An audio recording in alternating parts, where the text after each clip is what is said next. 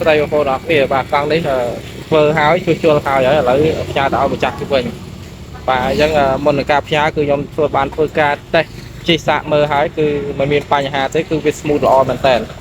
បាទអញ្ចឹងសម្រាប់បងប្អូនដែលតម្រូវការជួសជុលក៏ដូចជាបងប្អូនដែលនៅតាមជាពេញក៏ខ្ញុំទទួលសេវាទៅជួសជុលផ្ទាល់ដែរប៉ុន្តែវាអាស្រ័យទៅលើអាការៈធ្ងន់តដឹកមកទីតាំងនេះបើសិនអាការៈស្រាលខ្ញុំអាចទៅជួសជុលបានជូនបងប្អូនបាទ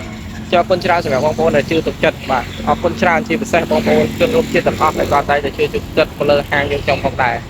បាទអញ្ចឹងសម្រាប់បងប្អូនដែលតម្រូវការបងប្អូនកុំភ្លេចណាអាចទាក់ទងបានតាមរយៈ Telegram ឬទូរស័ព្ទខាងលើបាទអរគុណច្រើនសម្រាប់បងប្អូនទាំងអស់គ្នាបាទសូមគោរពជំរាបលាបាយបាយបាទសូមគោរពជំរាបសួរបងប្អូនទាំងអស់គ្នាបាទថ្ងៃនេះខ្ញុំទទួលបានកង់អគុយមួយគ្រឿងបាទប្រភេទកង់អគុយនេះគឺអាចសោវាវល់កង់ធម្មតាទេប៉ុន្តែគាត់ដោះបាទគាត់ដោះដាក់ខ្លាញ់គោខ្លាញ់អីណាបងប្អូនបាទដោះខ្លាញ់គោនេះគឺគាត់ដោះដុំក្រោយលាងសម្អាតមានថាដុំម៉ូទ័រក្រោយលាងសម្អាតហើយគាត់ដាក់ខ្លាញ់គោឡើងវិញហើយទទួលរៀបចូលទៅគឺវាគៀបជាមួយនឹងមេឆក់នេះបងប្អូនបាទហើយសម្រាប់មេឆក់នេះគឺគាត់អាចបានលាងសម្អាតទេបាទគាត់សម្អាតតែដាក់ខ្លាញ់គោនៅក្នុងដុំបដាបាទអញ្ចឹងគាត់អាចបានសម្អាតទេជាមួយនឹងដុំភ្លើងទៀតអញ្ចឹងខ្ញុំរៀបចំធ្វើការសម្អាតជូនគាត់ហើយនឹងខ្ញុំចាប់ឡើងវិញបាទតើវាគៀបជាមួយនឹងមេឆក់អត់បាទអញ្ចឹងវីដេអូនេះខ្ញុំមិនមានអីច្រើនទេគ្រាន់តែការចែកម្លែកជូនបងប្អូនប៉ុណ្ណោះហើយប្រភេទដុំម៉ូទ័រនេះជាប្រភេទដុំម៉ូទ័រគីឡូហ្វ្រាំងធំបាទហើយនឹងរៀបចំសម្អាតជូនគាត់ហើយចាំមើលជាក់ស្ដែងយើងចាប់ចូលវិញថាតើវាមានអាការៈគៀបដុំម៉ូទ័រដុំគៀបដុំភ្លើងជាមួយនឹងមេឆក់អត់បាទដើមឡើយគាត់ដំបងនៅល្អចេះដល់ពេលគាត់លាងសម្អាតហើយគាត់ចាប់ចូលវិញទៅជាគៀបអញ្ចឹងណាបាទឥឡូវខ្ញុំលាងសម្អាតប្រភេទមេឆក់និងដុំភ្លើងនេះតើហើយបន្តមកយើងចាប់ឡើងវិញថាតើវាគៀបទៀតអត់អញ្ចឹងណាបងប្អូនបាទហើយសូមជំរាបជូនបងប្អូនផងដែរបើសម្រាប់បងប្អូនដែលតម្រូវការជួសជុលប្រភេទកង់អគុយឬក៏លាងសម្អាតដុំម៉ូទ័របងប្អូនអាចទាក់ទងបានតាមរយៈលេខ Telegram ខាងលើបាទហើយសម្រាប់បងប្អូនដែលតម្រូវការគ្រឿងឬក៏ accessory ប្រភេទកង់អគុយគឺខ្ញុំមានគ្រប់ប្រភេទមិនថាកង់2កង់3ទេគឺខ្ញុំមានទាំងអស់បងប្អូនណាបាទហើយវីដេអូនេះខ្ញុំមកមានច្រើនទេបាទគ្រាន់តែការចែករំលែកជូនបងប្អូនហើយបើសិនជាបងប្អូនចង់លាងសម្អាតខ្លួនឯងបងប្អូនអាចគ្រីខមមិនប្រាប់ខ្ញុំបានបាទទី1យើងត្រូវការសោសម្ភារៈកៅក្របបណ្ដាងនេះបាទហើយទី2យើងត្រូវការម៉ូទ័រសម្រាប់ខាត់មេឆក់បាទក្នុងដុំភ្លើងបាទទី3យើងចាប់ចូលវិញគឺលក្ខណៈស្តង់ដាបាទមានថានៅពេលយើងចាប់គឺយើងអត់អាចចាប់រឹតបន្តឹងភ្លាមទេគឺយើងរឹតខ្ចៅទាំងប្រមាណក្រោមនេះយើងរឹតស្មើដៃគ្នាបានវាអត់លោបាទហើយអរគុណច្រើនសម្រាប់បងនៅខាងកោះពេជ្រដែលគាត់ដោះលាងសម្អាតហើយដែលចាប់ចូលវិញទៅគៀបមេឆក់បន្តមកគាត់ចាំឲ្យខ្ញុំធ្វើបាទហើយខ្ញុំអត់មានច្រើនទេគ្រាន់តែការចែកម្លែកជូនបងប្អូនហើយជាការផ្ដែផ្ដាំជូនបងប្អូនដែលជាជាងក៏ដូចជាបងប្អូនដែលអ្នកប្រើប្រាស់បាទសម្រាប់បងប្អូនដែលជាជាងគាត់ត្រូវការ accessory កង់អគុយមិនថាដុំម៉ូទ័រមិនថាដុំភ្លើងមិនថាស្អីទេគឺយើងមានទាំងអស់បាទតាក់ទងជាមួយនឹងកង់អគុយហើយនឹងប្រភេទកង់3កង់4បាទហើយមួយទៀតគឺសម្រាប់បងប្អូនដែលជាអ្នកប្រើប្រាស់ហើយបើសិនជាបងប្អូនមានចម្ងល់ត្រង់ណាបងប្អូនអាចចូល Telegram នៅខាងលើបានអាចសាកសួរខ្ញុំបានឬក៏ផ្ដល់ជាច្បល់បាទអ្វីដែលយើងអាចធ្វើបានអ្វីដែលយើងអាចធ្វើមិនបានមកឲ្យជាងតលដែលជំនាញធ្វើជូនហើយតម្លៃនេះគឺអត់ថ្លៃទេបងប្អូនណាត្រឹមតែ$22ទេលាងសម្អាតទាំងអស់បាទហើយសម្រាប់មេឆក់គឺថ្មីបាទហើយនៅពេលដែលបងប្អូនទុកយូរមេឆក់គឺអត់មានថាមពលទេបងប្អូនដូចជាខ្ញុំមានគំរូស្រាប់បាទបងប្អូនបាទដូចជាមេឆក់ប្រភេទនេះគឺវាអស់ថាមពលហើយបងប្អូនប្រើទៅទោះបី sensor បងប្អូនមានកម្លាំងខ្លាំងប៉ុណ្ណាក៏ដោយក៏អត់អាចរត់បានដែរមានថាវាវិលធម្មតាប៉ុន្តែវាវិលដោយមិនមានកម្លាំងហើយវិលកដាក់បាទបងប្អូនខ្លះអាចឆ្ងល់នឹងតាក់ទងទៅលើវិលកដាក់នៅពេលយើងជិះបាទវាកម្លាំងអស់ធម្មតាប៉ុន្តែយើងមូលក្រាទៅគឺវាកដាក់តលវាហាងធូបានវាឡើងកដាក់នៅពេលដែលកម្លាំងវាទាញគឺវាកដាក់បាទនេះជាលក្ខណៈមេឆក់ដែលអស់ធម្មពលបាទគឺអានេះខ្ញុំលាងសម្អាតហើយខ្ញុំដាក់ចូលដែលខ្ញុំធ្វើតេស្តខ្លួនឯងតែម្ដង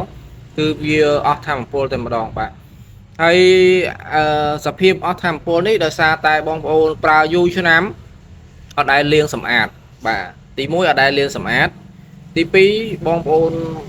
ប្រើយូរទៅវាអាចខូចនឹង sensor ទៀតបាទ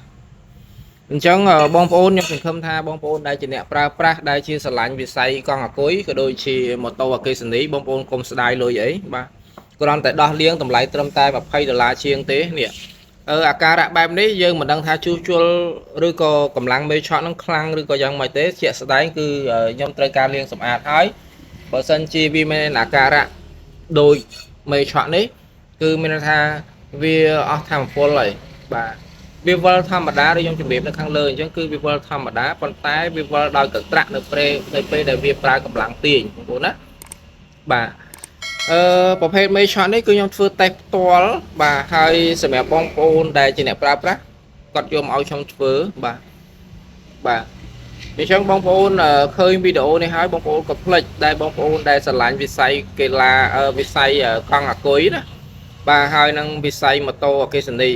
បងប្អូនគួរតែចែកម្លែកត្រឹម3ខែទៅ6ខែលាងម្ដងអត់ខាតលុយទេបងប្អូនណាត្រឹមតែជាង$20ទេបាទបើសិនជាបងប្អូនព្យាយាមធ្វើឲ្យមេឆក់ដូរដំណាក់កាលដោយកឌីស៊ីនេះគឺ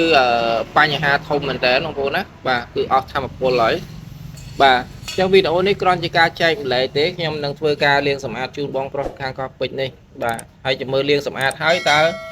ប្រភេទមេឆក់នេះវាមានកម្រិតដូចមេឆក់ដែលអស់ធម៌ពលអត់បងប្អូនអរគុណច្រើនសូមគោរពជំរាបលាបាទបាយបាយស្ដីបងប្អូនអរគ្នាបាទឥឡូវខ្ញុំបានលាងសម្អាតហើយបងប្អូនតាំងដុំភ្លើងបាទតាំងភ្លឺហើយតាំងខ្នងឆក់បាទអញ្ចឹងវាខុសពីមុនណាបងប្អូនណាបាទអញ្ចឹងអរគុណច្រើនសម្រាប់បងប្អូនដែលបានទស្សនាវីដេអូនេះហើយកុំភ្លេចបើបងប្អូនគិតថាមានអត្ថប្រយោជន៍ជូនដល់បងប្អូនកុំភ្លេចជួយ like ជួយ share ដើម្បីចែកម្លែកជូនបងប្អូនយើងជាបន្តផងបាទហើយសម្រាប់រាល់អីវ៉ាន់ដែលយកមកជួសជុលគឺខាងខ្ញុំបញ្ជួសជុលប្រកបទៅដោយគុណភាពខ្ពស់បាទហើយមិនមែនថាជួសជុលហើយឲ្យភ្ញៀវយកទៅទេគឺជួសជុលហើយខាងខ្ញុំនឹងធ្វើការតេស្តជីសាកបាទយ៉ាងហើយណាក៏មកកណាត់ថ្ងៃដែរបាទបានដាច់ចិត្តឲ្យភ្ញៀវយកទៅវិញណាបាទអញ្ចឹងវីដេអូនេះខ្ញុំអត់មានអីច្រើនទេបាទគ្រាន់តែមានតែពាក្យមួយថាអរគុណច្រើនសម្រាប់បងប្អូនដែលជឿទុកចិត្តបាទមកលើហាងយើងខ្ញុំហើយក៏អរគុណច្រើនសម្រាប់បងប្អូនដែលបានទស្សនាវីដេអូនេះតាំងពីដើមរហូតដល់ចប់ផងដែរអរគុណសូមគោរពជំរាបលាបាទបាយបាយស្ដីបងប្អូនអរគ្នាបាទកង់នេះធ្វើហើយជួសជុលហើយឥឡូវផ្ញើទៅឲ្យម្ចាស់ជិះវិញបាទអញ្ចឹងមុននឹងការផ្ញើគឺខ្ញុំបានធ្វើការតេស្តជីសាកមើលហើយគឺមិនមានបញ្ហាទេគឺវា smooth ល្អមែនតើបាទអញ្ចឹងសម្រាប់បងប្អូនដែលតម្រូវការជួសជុលក៏ដូចជាបងប្អូនដែលនៅតាមជាពេញក៏ខ្ញុំទទួលសេវាទៅជួសជុលផ្ទាល់ដែរប៉ុន្តែវាអាស្រ័យទៅលើអាកា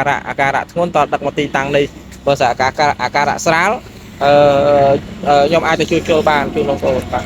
អរគុណច្រើនសម្រាប់បងប្អូនដែលជឿទុកចិត្តបាទអរគុណច្រើនជាពិសេសបងប្អូនជនរួមជាតិទាំងអស់ដែលគាត់តែជឿទុកចិត្តមកលើហាងយើងចង់ផងដែរបាទអញ្ចឹងសម្រាប់បងប្អូនដែលតម្រូវការបងប្អូនកុំភ្លេចណាអាចទាក់ទងបានតាមរយៈ Telegram ឬទូរស័ព្ទខាងលើបាទអរគុណច្រើនសម្រាប់បងប្អូនទាំងអស់គ្នាបាទសូមគោរពជំរាបលាបាយបាយ